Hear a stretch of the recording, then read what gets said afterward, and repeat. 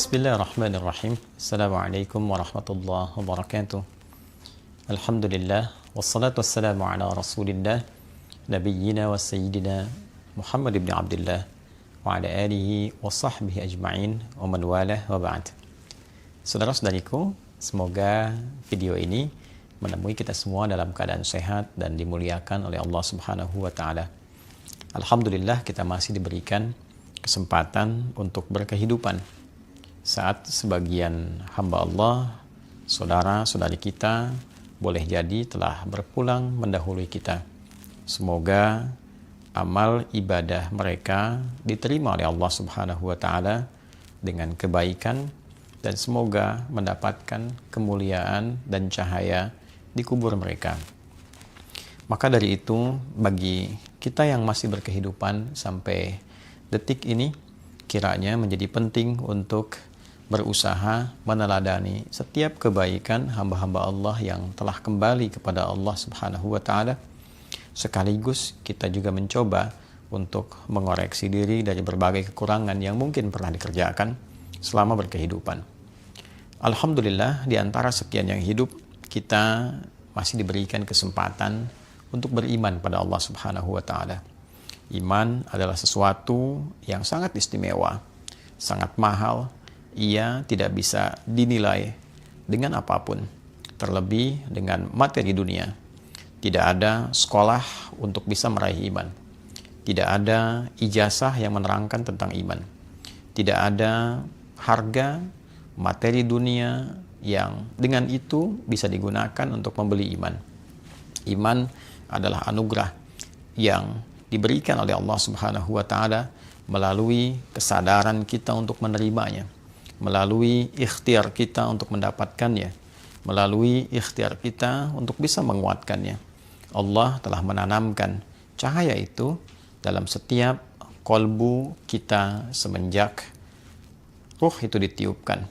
Kemudian terlahir dalam perjuangan ibunda kita melahirkan.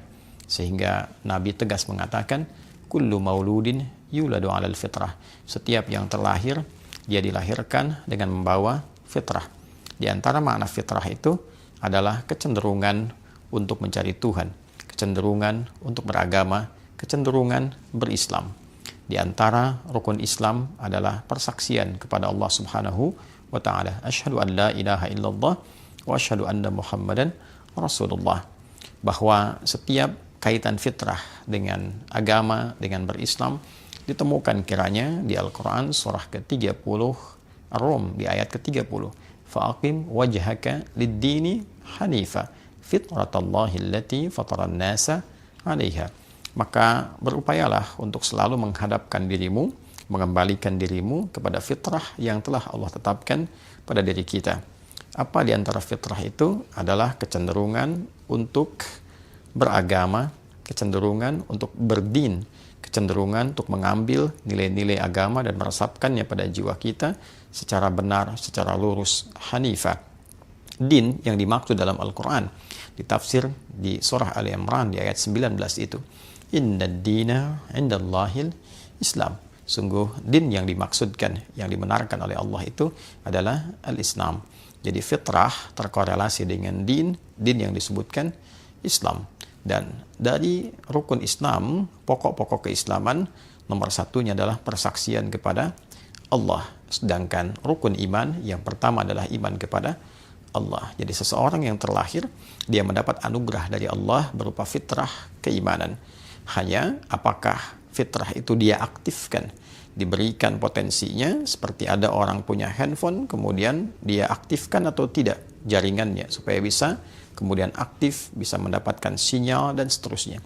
Demikian potensi itu ditanamkan pada diri kita, tinggal bagaimana kemampuan kita untuk berikhtiar, mengaktifkan sinyal-sinyal iman itu, potensi iman itu, agar bisa digunakan dalam kehidupan.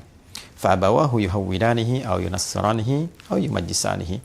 Maka lingkungan tempat kita beraktivitas, pengaruh sekitaran, bisa jadi orang tua, bisa jadi teman, bisa jadi tempat kita beraktivitas, itu yang membuat seseorang kadang-kadang berubah, kadang bergeser, bahkan kehilangan fitrahnya. Jadi penting bagi kita untuk mengkondisikan lingkungan keluarga ayah menjaga iman, ibu menjaga iman, satu keluarga akan terjaga. Lingkungan memberikan pengaruh, bahkan mengarahkan seseorang bagaimana dia berkarakter, bagaimana dia berperilaku, dan bagaimana dia menyusun arah berkehidupan. Di keluarga baik, tapi di lingkungan sekolah mendapatkan kondisi yang tidak baik. Disekolahkan di tempat yang tidak ada iman.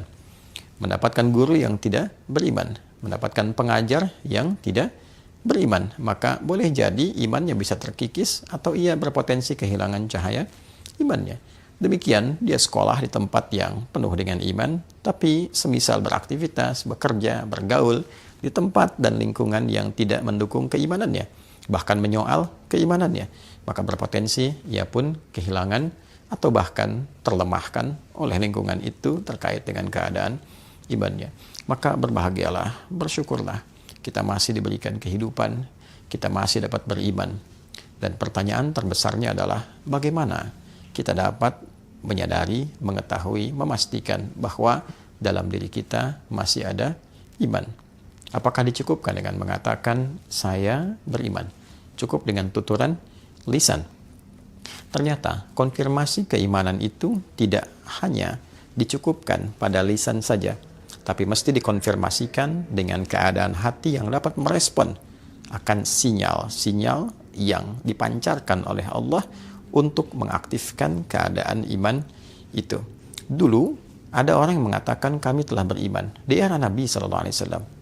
Lalu Allah Subhanahu wa Ta'ala menurunkan wahyu kepada Nabi Muhammad SAW untuk memberikan standar iman yang tidak melalui ucapan tapi konfirmasi dari kedalaman hati. Maka turunlah diantaranya Al-Quran. Surah ke-49 itu di ayat ke-14. Qalatil a'rabu amanna. Segelintir orang Arab Badui pada masa itu mengatakan kami telah beriman dengan lisan mereka. Qul lam tu'minu. Maka Allah menyampaikan kepada Nabi Muhammad SAW. Muhammad sampaikan pada mereka, lam tu'minu. Kalian belum beriman yang sejati, belum benar. Jadi iman tidak cukup dikatakan dengan lisan. Boleh jadi sebagian orang akan berkata, saya juga beriman. Boleh jadi ada orang yang memang membutuhkan kalimat iman itu untuk kebutuhan duniawi. Sehingga dengan lisannya dia bisa berkamuflase mengatakan, saya pun beriman, saya juga muslim.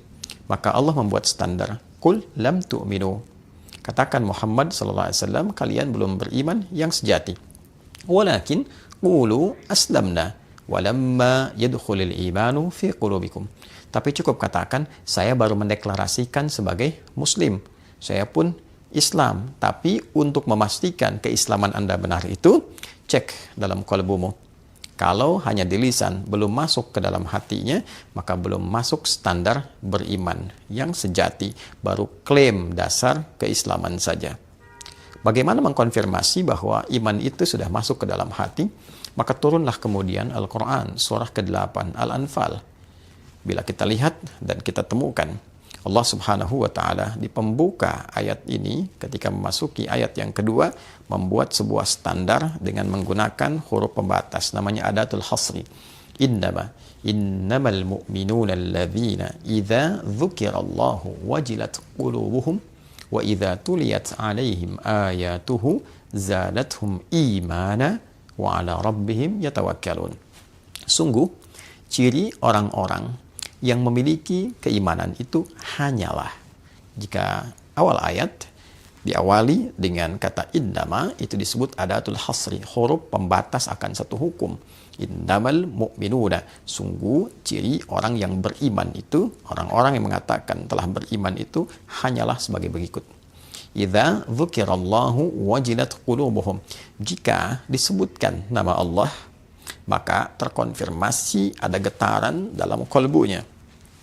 Jadi ciri yang pertama, jika disebutkan nama Allah ada konfirmasi keimanan, keyakinan pada hatinya yang paling dalam. Bagaimana mengetahui bahwa nama Allah disebutkan untuk mengkonfirmasi adanya iman dalam hati yang paling dalam? Maka disebutkanlah nama Allah 5 kali dalam sehari, setiap pergantian waktu, untuk mengkonfirmasi bahwa dalam setiap pergantian waktu satu hari itu, Subuh masuk ke siang, dari pagi ke siang ada iman, siang ke sore ada iman, sore ke maghrib menjelang pergantian malam ada iman, malam sebelum tidur pun ada iman. Jadi tidurnya membawa iman. Disebutkanlah nama Allah, diperdengarkan di telinga kita. Dalam bahasa Arab telinga itu disebut udhun, jamaknya adhan, maka sering diartikan dengan panggilan.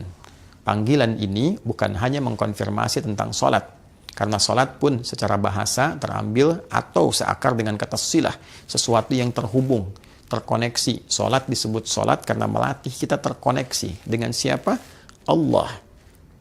Baik, karena itu sering juga diartikan secara bahasa dengan doa. Kenapa doa disebut doa? Karena ketika dibacakan, mengkoneksikan pemohonnya, pendoanya kepada Rabbul Alamin, pada Allah Subhanahu wa Ta'ala. Maka ketika dipanggil, diperdengarkan di telinga itu, kalimat pertama yang disebutkan adalah nama Allah. Allahu Akbar, Allahu Akbar. Diperdengarkan di telinga. Panggilannya disebut adzan. Baik, dalam adzan, lafaz pertamanya adalah nama Allah. Allahu Akbar, Allahu Akbar. Oleh sebab itu, ketika mendengar panggilan ini, orang-orang yang memiliki iman dan sampai ke kalbunya akan terkonfirmasi dengan adanya getaran khusus. Berbeda dengan getaran biasa. Ada getaran cinta, getaran kasih, getaran sayang, getaran kekhawatiran. Orang takut tuh bergetar juga. Ya, orang mencuri, takut ketahuan dia bergetar. Orang salah di jalan, ya, melihat kemudian petugas polisi menjaga, ada getaran. Ya, demikian orang memiliki rasa cinta, kasih, ada getaran. Nah, getaran iman itu berbeda. Ketika disebutkan Allahu Akbar, ada getaran tersendiri. Mengkonfirmasi sebesar apa getaran itu menunjukkan tingkat kekuatan iman. Ya, bila iman lemah, ya mungkin getarannya singkat saja, sekedar lewat dan mengkonfirmasi bahwa ini tiba waktu sholat. Jika getarannya menengah, dia semakin menguat, panggilan Allah telah tiba. Ada yang semakin kuat sekali, belum dipanggil sudah terkonfirmasi, bertanya, jam berapa nih waktu sholat? Nah, itulah getaran iman. Nah, dilatihlah kemudian getaran iman ini dengan berbagai macam bentuk perbuatan, yang dengan perbuatan itu maka bisa menguatkan iman itu. Baik, jika kita ingin mengetahui misal getaran ilmu, bagaimana tahunya kita punya ilmu yang baik, maka dilatih dengan berbagai macam perbuatan. Disebut dengan amal. Semakin kita banyak beramal, semakin terjaga ilmunya. Semakin diamalkan, semakin kuat ilmunya. Makanya amila, alima, hurufnya sama semua, cuma posisinya berbeda. Ain, lam, mim, alima, ilmun. Ketika diamalkan, mimnya maju ke depan, ke tengah, amila. Maka ilmu yang diamalkan itu memperkuat dan mengkonfirmasi pengetahuan yang ada. Orang yang banyak berbuat kebaikan menunjukkan ilmunya pun banyak. Demikian seterusnya, dengan porsinya masing-masing. Maka demikian pula iman. Kalau ingin dilatih, maka mesti ada satu menu pelatihan yang dengan itu menguatkan kadar dan sinyal imannya.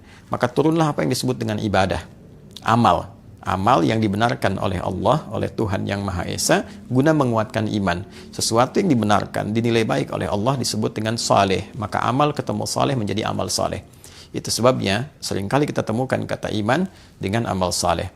Wal 'asr, innal insana lafi khusr, illa alladhina amanu wa 'amilus salihat. Nanti bentuknya ada salat misalnya. Kan alladzina yu'minuna bil ghaibi wa yuqimunas shalah. Ada puasa, ya ayyuhalladzina amanu kutiba alaikumus syiyam. Jadi antara salat, puasa dan yang lainnya adalah amal yang dihadirkan, menu-menu ibadah yang dihadirkan untuk mengkonfirmasi dan menguatkan iman. Bila iman telah kuat, maka ia menjadi panduan bagi seluruh anggota tubuh kita untuk berperilaku. Sinyalnya semakin kuat, dia menembus dari hati yang paling dalam keluar, masuk ke mata. Maka mata melihat dibimbing oleh iman. Oleh karena itu, standar penglihatan iman bukan budaya lagi. Jika budaya, itu masih ukurannya, perspektifnya subjektif. Menurut A baik, menurut B belum tentu baik. Di tempat ini budayanya seperti ini, tempat lain berbeda. Di Indonesia saja, Jawa misalnya, dengan Sumatera, ya, dengan Kalimantan sampai ke Papua, mungkin punya pakaian yang berbeda-beda. Di tempat budayanya dianggap baik, di Papua dianggap baik, di Jawa belum tentu. Di Jawa dianggap baik, di Sumatera belum tentu. Bisa jadi berbeda-beda. Pun demikian ketika dibawa keluar, di timur dengan barat bisa berbeda. Orang barat berpakaian, bagi mereka budayanya seperti itu. Ketika dia datang ke timur, bagi orang timur itu aneh. Nah, standar iman, dia pun punya standar. Maka belum tentu yang dinilai oleh budaya itu baik, menurut imannya belum tentu baik. Ada standar spiritual, ada standar yang terkoneksi dengan nilai-nilai ketuhanan di dalamnya. Ya, menurut imannya kurang baik dipalingkan sebagai dasar penghormatan kepada orangnya. Bukan untuk mengecilkan nilainya, tapi untuk menghormati pemilik objek itu, maka iman mengatakan, palingkan pandanganmu, karena dengan itu diarahkan kepada objek dimaksud, maka imanmu akan menjadi persoalan. Dia terganggu, dia bisa melemah. Pun demikian pada saat yang bersamaan, ketika melemah iman, nafsu aktif. Ketika nafsu aktif bisa merusak kepada objek. Maka seseorang sering memandang, misal lawan jenisnya dengan pakaian yang sangat minim misalnya, imannya dilawan, dilihat dengan nafsunya, maka nafsu hadir pada jiwanya, membuat sebuah imajinasi di kepalanya, terbayang-bayang, ingin melihat lagi, memantau, aktiflah nafsu, ditunggangi oleh setan, maka bisa berbuat hal yang tidak pantas, terjadi perzinahan, terjadi perundungan, terjadi pelecehan, dan sebagainya. Nah, ketika iman memandu untuk memalingkan, ini berarti menjaga kehormatan pemiliknya, sekaligus menghormati objek yang dipandangnya, agar selalu keadaan dirinya terjaga pada kemuliaan. Itulah indahnya iman. Dari mata turun ke lisan, berbicara dengan iman, mendengar dengan iman, melangkah menggunakan iman, dan sepenuhnya kita beraktivitas dengan iman, dan dengan itulah kita pulang kepada Allah, dikonfirmasi keimanan dengan kalimat La ilaha illallah. Rukun Islam yang pertama, konfirmasi iman kepada Allah sebagai iman yang pertama, dan seperti dibuka dengan iman, ditutup dengan iman, kembali kepada Allah dengan iman, diberikan surga pun dengan iman. Wa basyiril ladzina amanu iman wa amilus salihati amal saleh anna lahum jannatin tajri min tahtihal anhar. Dengan iman dan amal saleh itulah bekal utama agar kita dapat meraih surga yang kita dambakan dengan segala keindahan yang terdapat di dalamnya. Bersyukurlah kita masih diberikan iman. Mari berdoa. Yang belum beriman, semoga Allah berikan hidayah keimanan pada dirinya. Semoga menjadi saudara-saudari kita dalam kebaikan. Dan semoga hidup kita lebih baik dan wafat dalam keadaan husnul khatimah. Adi Hidayat, mohon maaf. Assalamualaikum warahmatullahi wabarakatuh.